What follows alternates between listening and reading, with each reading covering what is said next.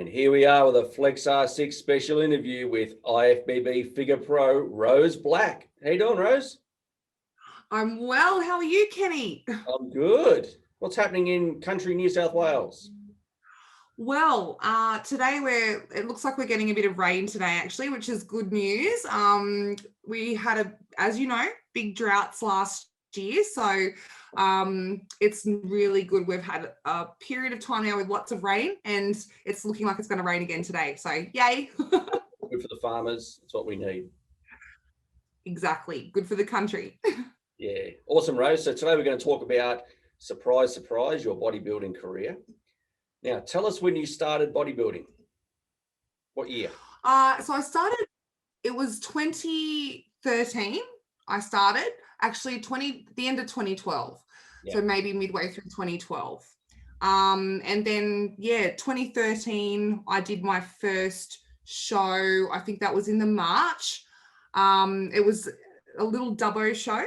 Yep. And it was, the people who ran that are no longer running it anymore, but there used to be a show in Dubbo every single year, and yep. I was encouraged to go and do that show by some trainers at my gym, and I did that. And then, the rest is history, I guess. I got a bit hooked from that first show. I got third place out of 4 girls, but I was still hooked.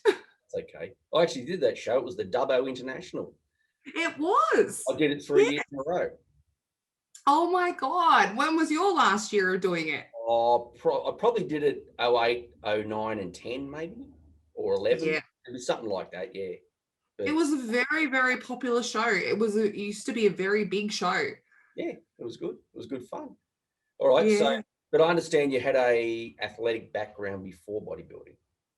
Yeah, I did. I was a swimmer. So I did swimming from the ages of I swam all the way through school. Like I was in the pool at 2 years of age with my older sisters. And I think I did my first ever carnival when I was I was 5, and I actually won the under 8s. And my mum was sort of like, oh, she's got a bit of a talent for this. So I didn't start training though until I was about 12, because being in a very small regional area, we just didn't have access to coaches and things, but became very good, was a national level swimmer. And then I was an athlete, I did athletics as well. So I did sprinting, so 200 meter, 100 meter, was good discus thrower, and not a bad high jumper, but fear got the better of me in the end. Well, that's fantastic. So you had a good grounding to come into bodybuilding. So you come third at your first show in Dubbo in March. Yes. And you liked it, you said? I did. I loved it. And then I actually, we decided that I would actually become affiliated with what was then, it was INBA. Yep. The IFBB.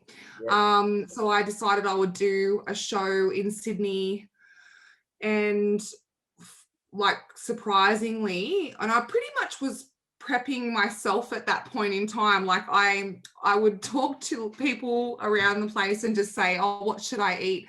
I really had no idea of what I was doing. In fact, in the first show I ever did, I didn't even know how to tie my bikini. I actually tied it at the back instead of fastening it into the sort of X shape. I actually just tied it like a normal bikini. And realized later that was not the way that it was meant to be worn. And then did the Sydney show, and I actually won all of my categories, and I was like, oh my God, I can't believe I won, because it was a big show and it was in Sydney.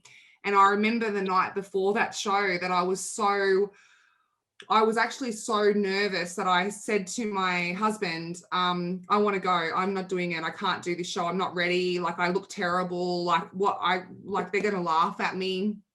And I was literally saying to him, I'm just going to see how I feel in the morning. But if I feel like this, we're going home. I'm not going to get on stage.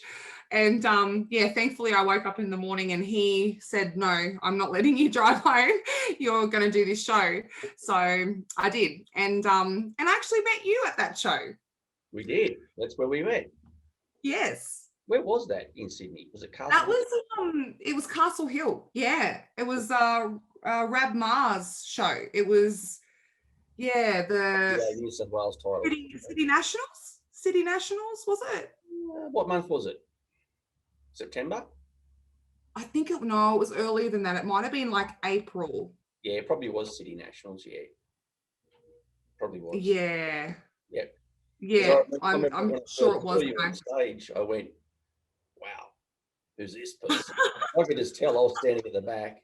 I think I'd competed as well. So You did. yeah. Yes, you were brown, tiny little brown man in a big overcoat. Probably with a beanie on too. You did. You had a beanie on. That's right. I remember I saw you, I went, oh my God, I got to talk to this girl. And then we sort of like met at the back of the room there and we discussed maybe the way forward. So Yeah, it was so cool because you approached me and you were just like, wow, tell me about yourself. Like, where have you come from? How long have you been competing? And I was like, yeah, I've just been prepping myself. And I think that was when I realized, like, I remember going back to my husband after speaking to you and going, that guy, like, he's a competitor and like he's a coach and he thinks I'm like good. He thinks I'm good. And my husband was like, see, I told you. And I'm like, yeah, but like he thinks I'm really good, like that I could do something in this sport.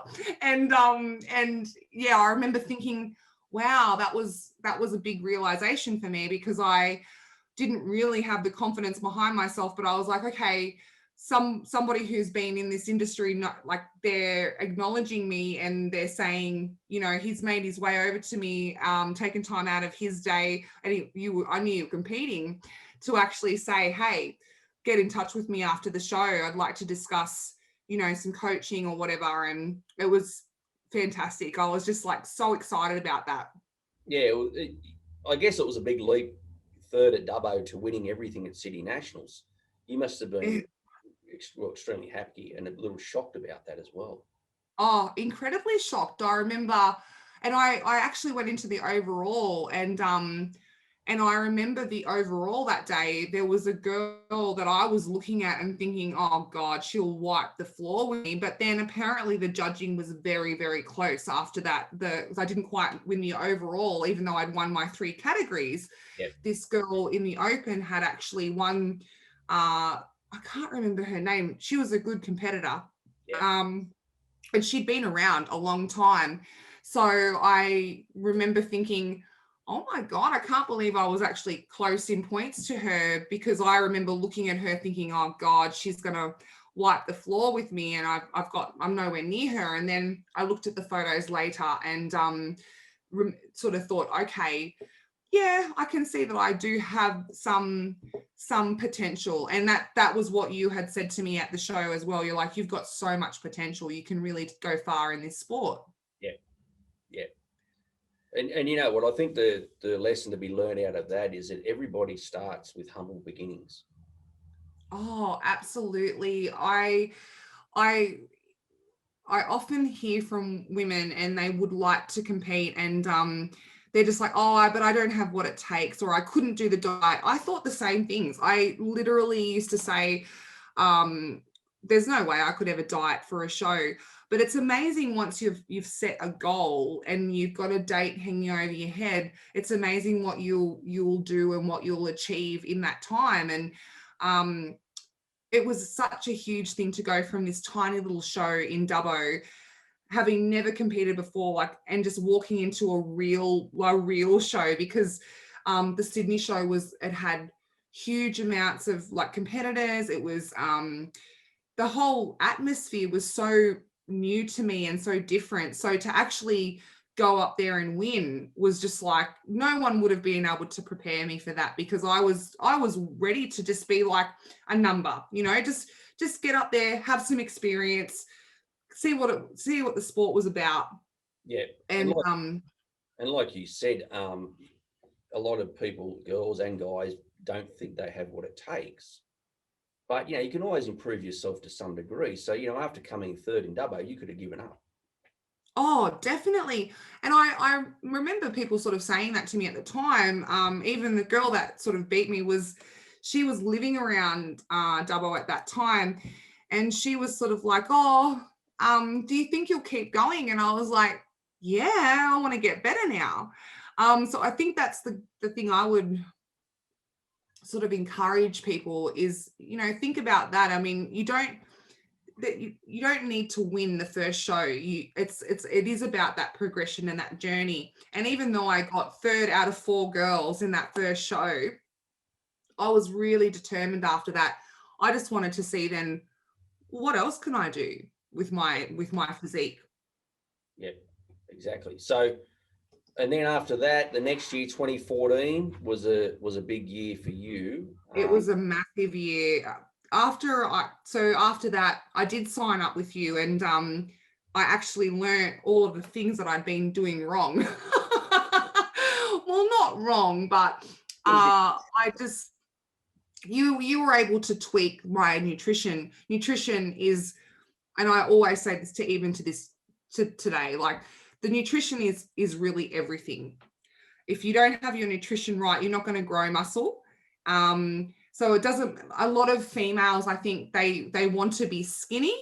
And so they'll starve themselves or whatever. And that's probably what I was doing originally. I had a fair bit of muscle from my sporting background, and I kind of knew how to train. Like I sort of had learned a fair bit about training, but my nutrition was just not supporting my body to grow, improve.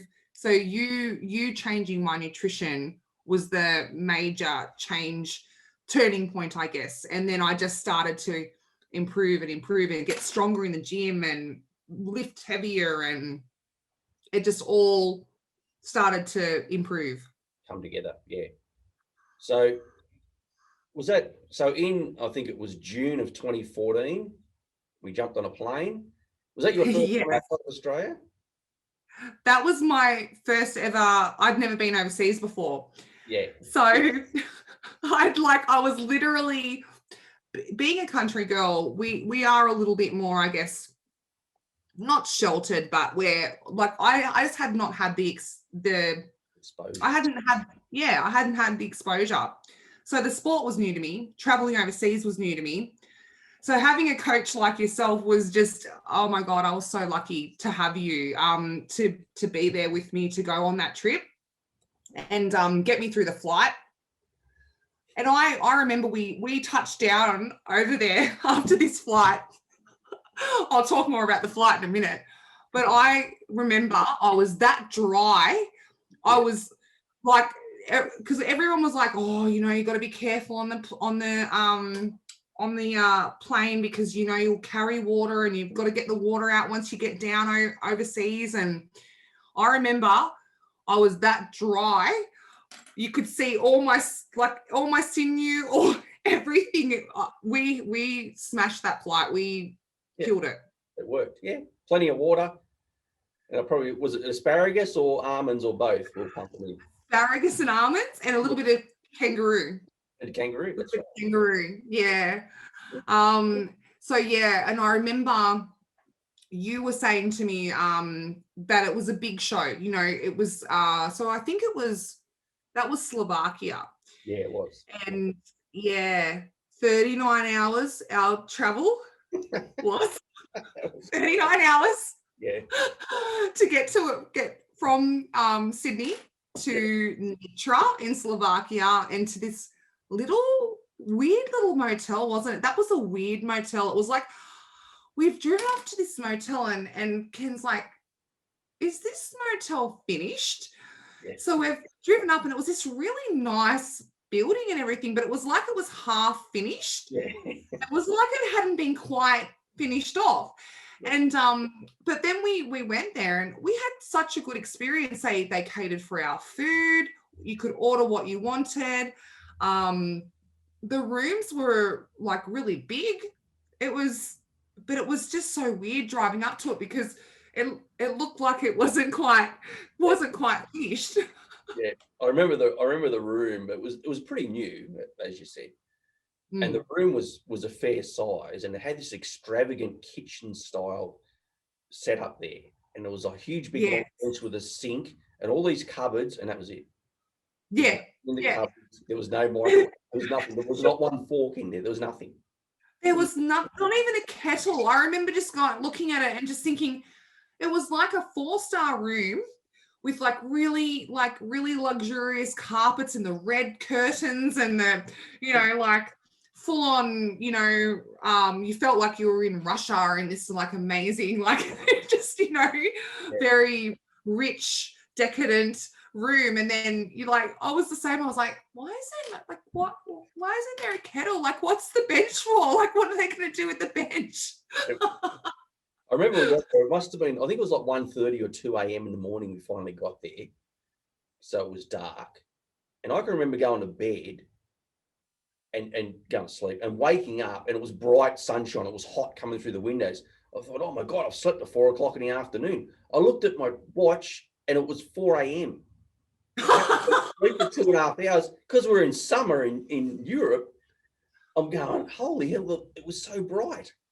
I remember my sleep over there was so weird. Like I didn't know when to sleep because the daylight was, it was like 4 o'clock in the morning. Sunlight, hello, we're up, we're awake.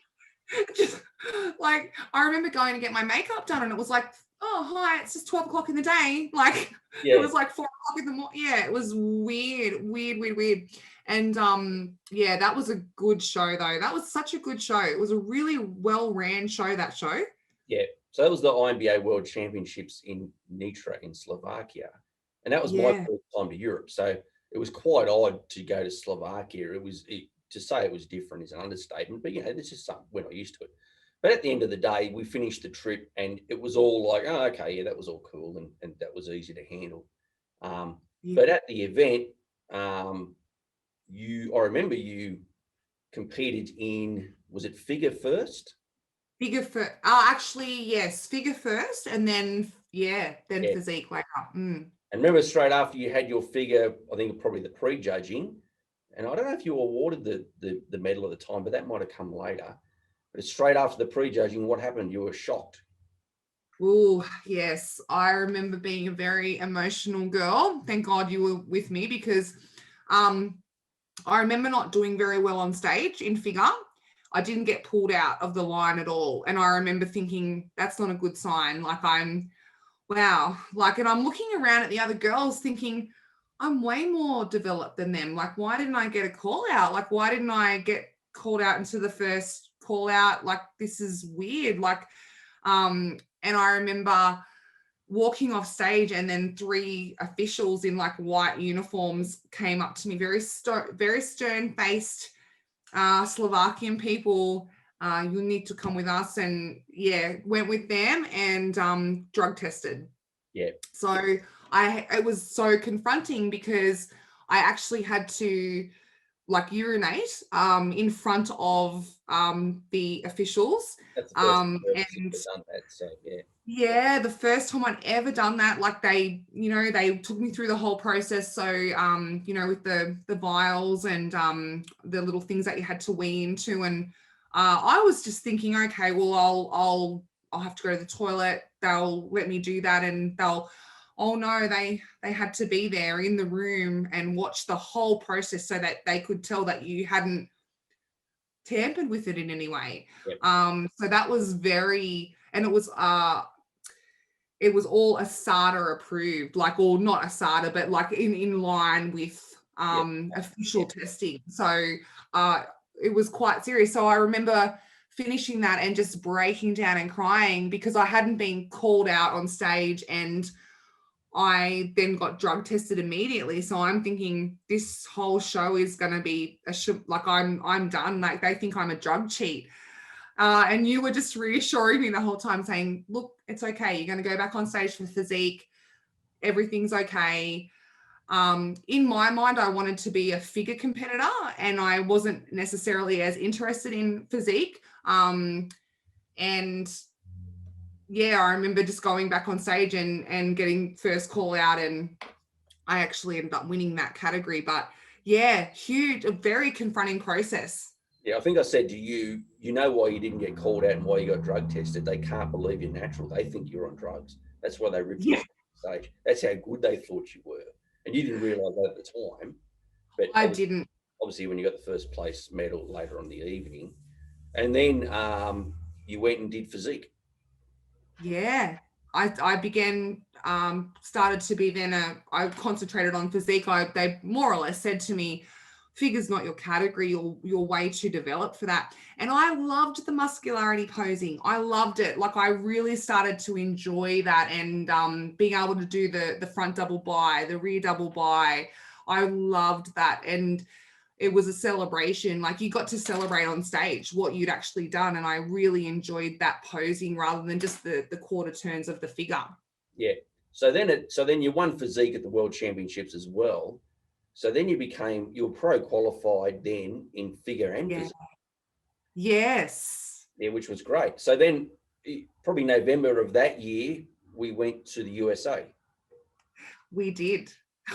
That was a cool trip as well. So again, I need to fly. I should always just travel internationally when I need to compete, because I was as dry as they come again. For some reason, flying, I think your process, you just have such a great process that when we're on the flight, we were able to just really bring my condition in even further. And I felt so good when I got there. I think we both knew that it was the best I'd ever looked. Even though I couldn't be told that at the time. I was like stressing and freaking out like I normally do. And you're just constantly like, you look really good. Don't worry. Like you look good. The best you've looked. It's okay. Yeah. But as a competitor, I think that's in a way that mindset that I have of always being very hard on myself has actually done good for me, because it's always kept me pushing. And you being there to be able to sort of, just chill me down and not let me get too stressed out. It was the perfect combination, because I pushed myself to get to the condition I needed to, because I am so hard on myself. So it's like push, push, push. And then getting over there and having a good support around me to just keep me nice and calm leading into the show. Very important as a competitor. Excellent. All right, Rose. Now you did pre-warn me that you do like to talk, and this was going to be a 1-episode interview, but we're going to Yes. put it out to maybe 2, 3, 4, 5, 6, or 7 separate interviews. Yeah. So we're going to conclude part 1 today, and we'll do part 2 in the near future. Absolutely. Sounds great. That's great. And thank you again, Rose, for being on Flexr6. Thank you for being an amazing coach. That's all right. It's all good. And we'll talk soon next week. All right. Catch you. See ya.